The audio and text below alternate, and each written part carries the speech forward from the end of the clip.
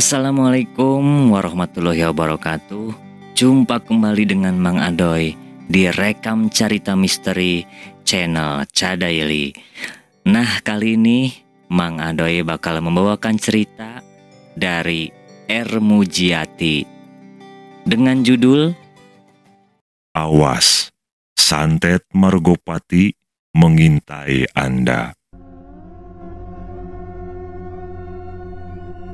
Pada saat akan lebaran dan setelah lebaran, tidak sedikit dari para pengguna jalan raya yang kurang berhati-hati dan waspada terhadap keselamatannya.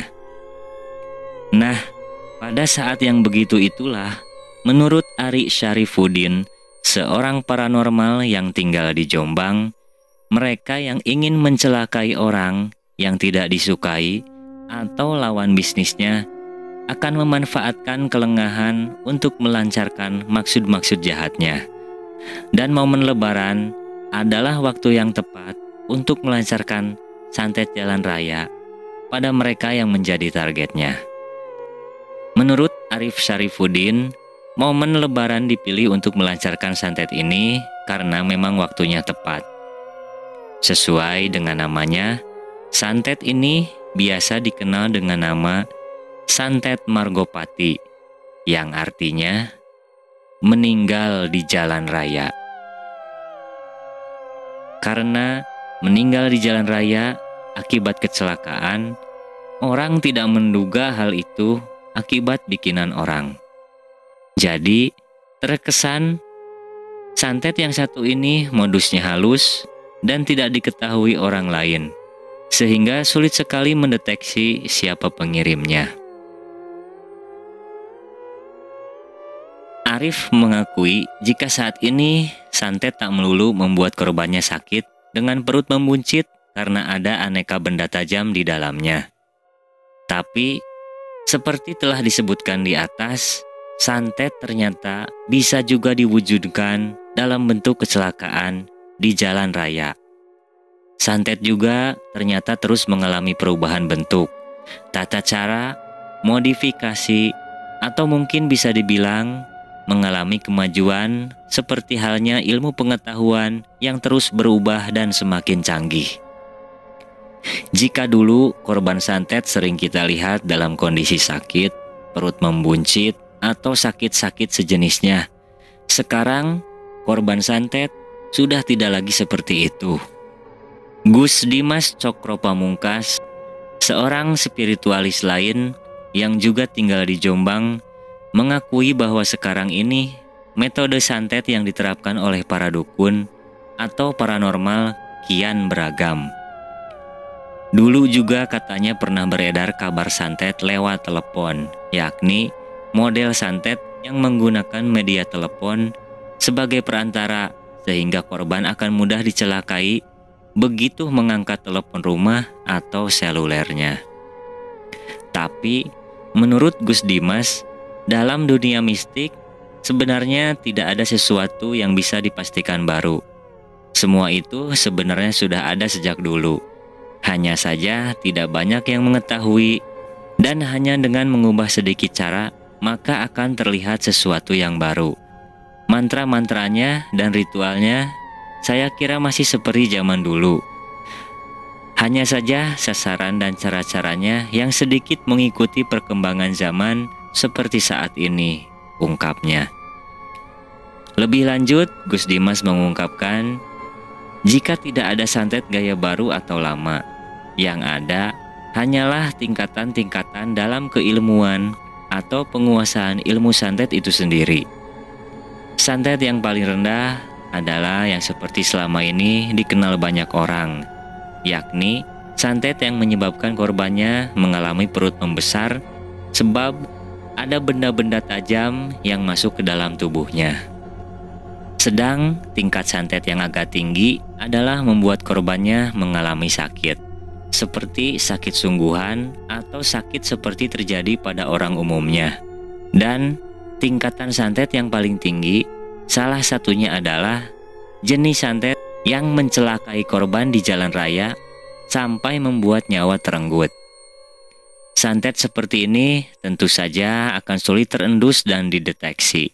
Jangankan untuk mendeteksi pelaku. Untuk membedakan apakah meninggalnya seseorang itu akibat kecelakaan murni atau akibat santet akan sulit sekali.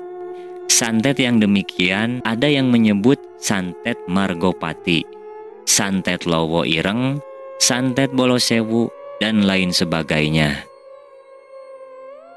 Menurut Gus Dimas, santet tingkat tinggi sebenarnya tak hanya santet Margopati, tapi juga ada santet pulung gantung, yakni santet yang menyebabkan korbannya menjadi gila yang akhirnya berakhir di tiang gantungan untuk mengakhiri hidupnya.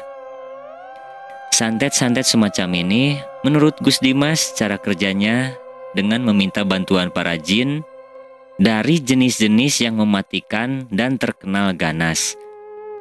Meski seseorang bisa mencelakai orang lain dengan cara-cara seperti di atas, namun tidak semua calon korbannya bisa dicelakai. Santet-santet itu tidak akan bisa bekerja jika calon korbannya adalah orang yang memiliki keimanan yang kuat. Karena itu, satu-satunya jalan untuk menolaknya adalah dengan jalan mendekatkan diri pada Allah Subhanahu wa Ta'ala, ungkap Gus Dimas.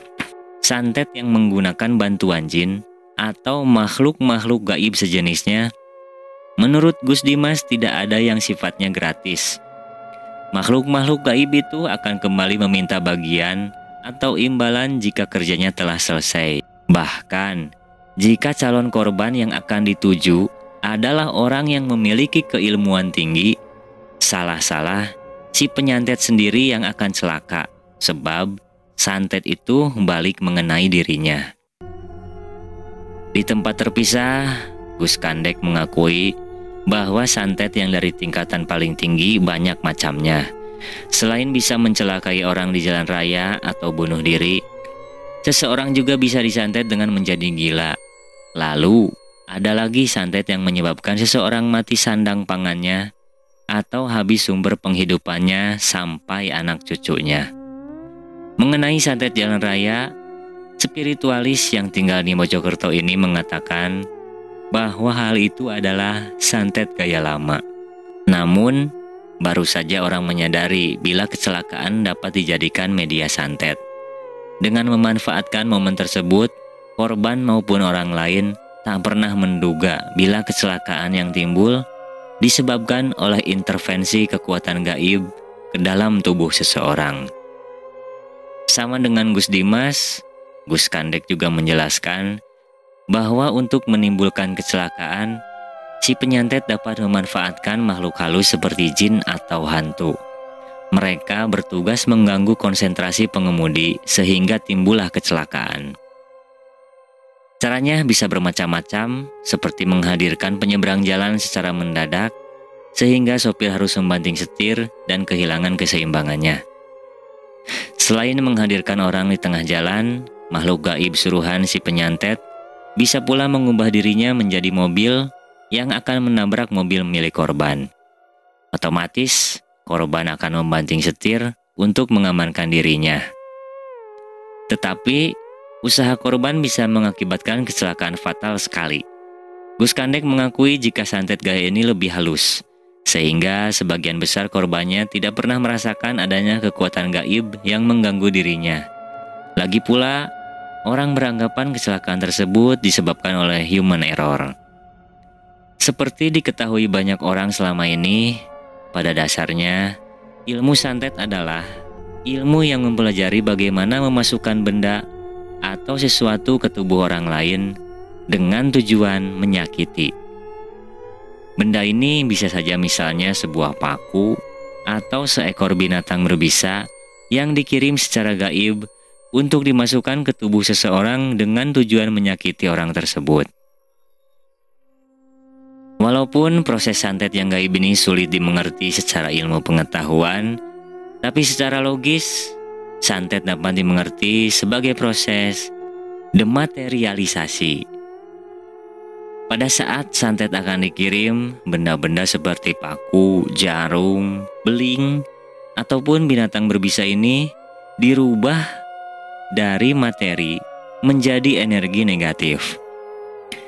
Kemudian dalam bentuk energi, benda ini dikirim menuju sasaran.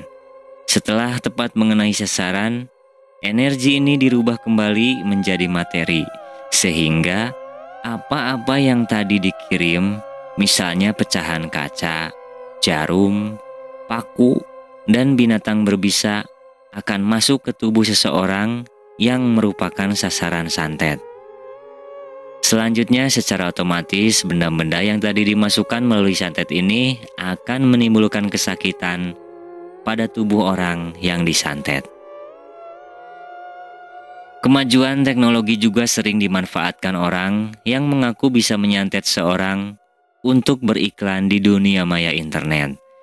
Hasil penelusuran di internet, banyak sekali dukun-dukun yang mengaku bisa menyantet seseorang asal ada imbalan dari orang yang menyuruhnya. Biaya pun tidak sedikit, mulai dari yang jutaan rupiah sampai puluhan juta rupiah. Semakin besar biaya yang dikeluarkan pengorder untuk mencelakai seseorang lewat media santet, semakin cepat pula korban akan celaka. Tak hanya itu, janji para penyantet, jika kerja mereka belum menuai hasil, konon pula akan mendapatkan garansi atau bahkan uang dikembalikan pada pengordernya. Tapi berdasarkan pada kejadian yang sudah-sudah, uang yang diberikan biasanya tidak akan dikembalikan begitu saja. Ada saja alasan mereka, bahkan yang beberapa kali terjadi, mereka ini malah minta tambahan biaya untuk santet yang katanya lebih dahsyat lagi. Yang terjadi selanjutnya adalah penipuan alias dukun bohong-bohongan yang kerjanya memang membohongi. Arif Syarifuddin, Gus Dimas, dan Gus Kandek sependapat jika tidak ada kejahatan yang tidak bisa dilawan atau mendapatkan hukumannya. Meski santet Margopati tidak bisa dideteksi siapa pengirimnya, tapi hukum Tuhan pasti bekerja dengan sendirinya. Karena itu, tidak perlu takut pada hal-hal yang begitu itu, selama manusia lebih mendekatkan diri pada Sang Pencipta. Hal-hal yang seperti itu tidak akan bisa mencelakai.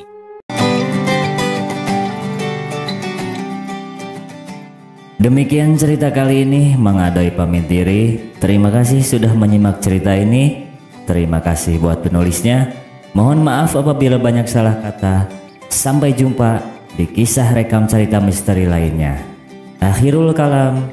Wassalamualaikum warahmatullahi wabarakatuh.